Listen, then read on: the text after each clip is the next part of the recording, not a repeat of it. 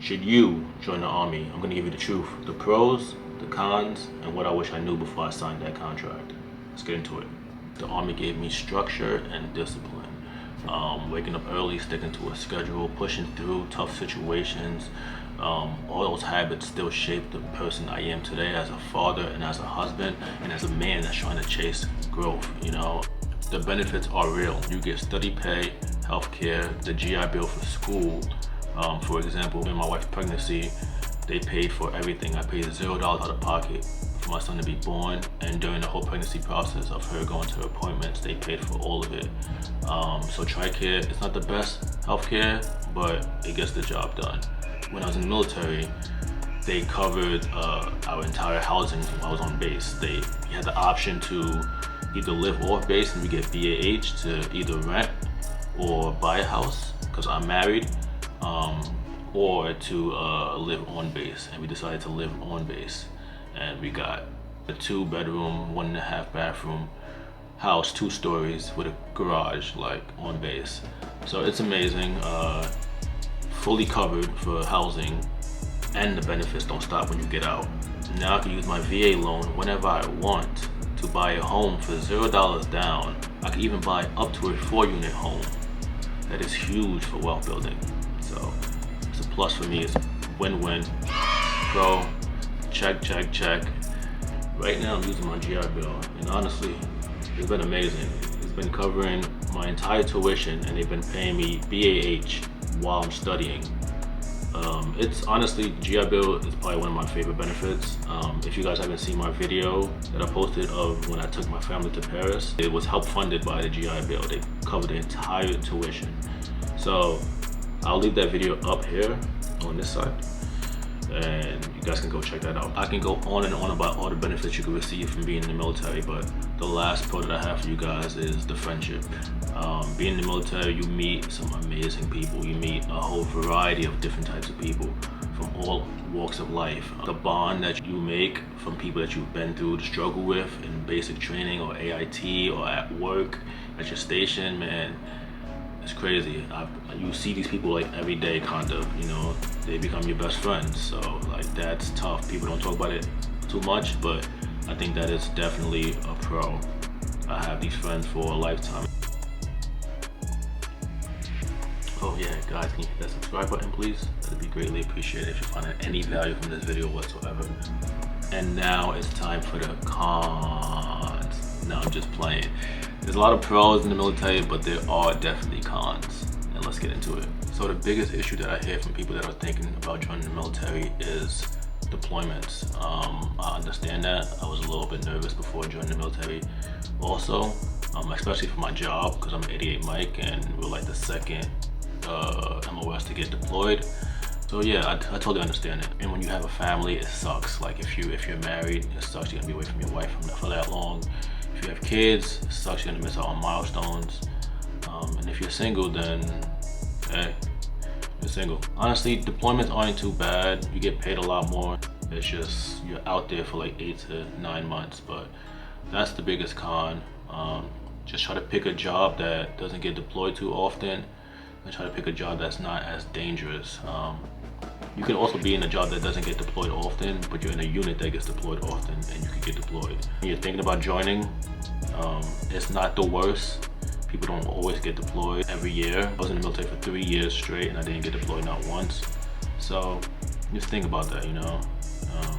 But yeah, that's like the biggest con that I think that most people have. Another con is how physically and mentally draining the Army can be. Besides your MOS, you do a lot of PT in the mornings and a lot of like ruck marches and stuff like that, and it definitely takes a toll on your body. That plus your MOS. I was a truck driver. It did take a toll on my body. We drove on all types of things, all types of terrains, mountains, hills, and it was a lot. I'm gonna be honest with you, it was a lot, especially in the Humvee.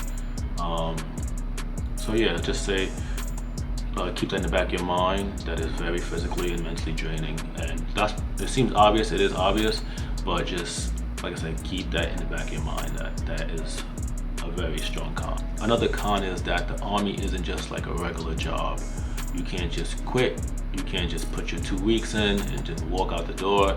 You sign the contract, and you're gonna be held to that contract until your contract is over. I've seen a lot of people during basic training, during AIT, and even during my career in the military, outside of like training, they wanted to quit. They wanted to like stop training and get out, and they've been denied multiple times. People they can't get out. And yeah, it's just sad seeing people go crazy sometimes. Like when they can't get out, they feel stuck in the job that they hate, or feel stuck in the military in the structure.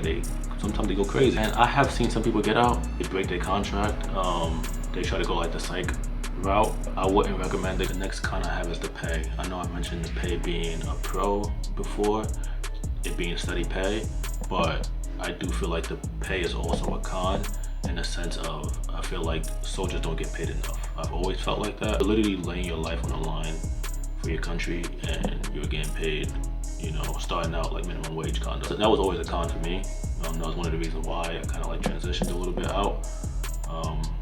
But the pay eventually gets better the more you rank up. Like I said, the pay is based off your ranking and how much years you've been in the military, and that's how you can rank up when it comes to your pay. But besides that, I feel like soldiers still should get paid more. I feel like they don't get paid enough. That's just my personal opinion.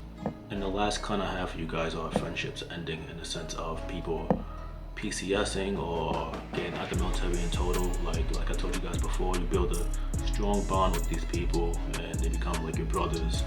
And when they just leave, they go to a new duty station, or they get out the military, and you've been seeing these guys every single day. You have a routine with these guys. You go to the gym, and you go out to eat, and you hang out with them. It hurts, I'm not gonna lie. It's heartbreaking, and definitely shed some tears when some of my buddies left and when I got out. So that's definitely a con. Good people coming into your life and them just getting ripped away because of the military, or them getting out. That's my last con for you guys. So now let me share my experience with you guys, so you guys can see where I'm coming from. I did both my basic training and AIT at Fort Leonard Wood, Missouri. I was 88 Mike, I told you guys, a truck driver. Honestly, basic training wasn't bad at all once I got used to the structure. I feel like the people that did struggle a lot with people that had no prior training and they couldn't follow commands. But I already knew what basic training was about. I watched a lot of videos, and I did prior training. I ran a lot before, so I know the military is going to be a lot of running. So my advice to you guys would be to make sure you're running a lot, make sure you're doing like 2-mile runs, and you're doing at least some push-ups, and you can follow some commands. That's the basics of it, to be honest. So after my 2 months of basic training, I went into AIT, which is about another 2 more months of actually learning your job, which is my job is 88 Mike.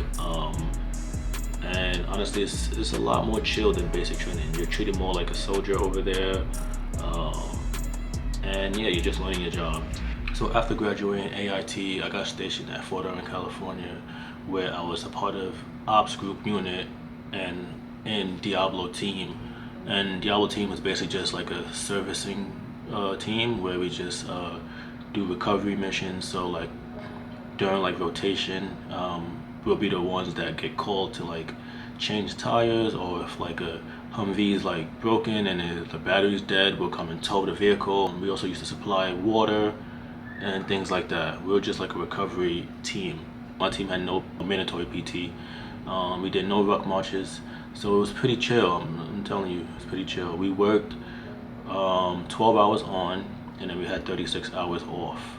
So we had a lot of free time, and it was so chill. Fort Irwin was so chill. I would love to go back and just see it, and just to see my old house and see the area. Some of my friends are still at Fort Irwin, so I would love to go back. One day I will. But yeah, if you're going to Fort Irwin, I know it's a pretty small base and in the desert in the middle of nowhere. There's some little things there that are, that are fun. It's not too bad. I enjoyed it. I was stationed there for almost 3 years, and I enjoyed it. So yeah, Fort Irwin's a pretty small base. I got to know a lot of people, especially a part of my team. And like I said, you build a strong connection with these people, and when it's time to go, it's hard. It's hard. These people become like family to you, and I miss all of them to this day. All my friends from Fort Irwin, my buddies, I miss all of them. So, should you join the army? If you are lost, you need stability, you're a man, you want to provide for your family. Even if you're a woman, you want to provide for your family. Before I joined, it was just me and my wife. We were struggling in a one-bedroom apartment. I had my Mustang that I was paying out of this world payments on. My wife had her car, and we couldn't afford it. So I joined the army to lower the interest rate on my car, and to be able to provide a stable income and have a home. And you know, the military always takes care of you in that sense. So I joined for stability. I joined to pay off some debt. And I joined for structure and discipline because I was lacking all of those things before the military. And honestly, I would recommend everyone to join the military. It's honestly been one of the best things that happened to me in my life. It's taught me a lot of things. I've met so many people. That has played a big role in the person that I've become today and the position I'm in today. Like I said, I'm still receiving benefits from the military now. Just do your research, find a job that you want to do in the military, even if you're just doing one contract, 3 years. You know, just try it, test it out, get the benefits, and you can get out, you know? Just do your time and get out. If you don't want to join, it's totally up to you. Like I said, the military is not the best job in the world. It's just, it's solid. It gets the job done. It gets things done. It sets you up for your future if you take the right steps. Discipline creates freedom. Doing the hard things then, even when I didn't want to do it, created the freedom that I have now. At the end of the day, the army gave me lessons I'll never forget. But you don't need a uniform to chase growth. All you need is a commitment. You need to be disciplined, and you need to do hard work. The people who failed in basic were the ones who didn't prepare. Same thing in life. If you don't train, life can break you. It doesn't matter what field you're in. If you're trying to graduate high school, graduate college, or get into a job that you've been looking for a while, just stay committed. Be disciplined. Take one step closer to your goal every single day, and you'll get it.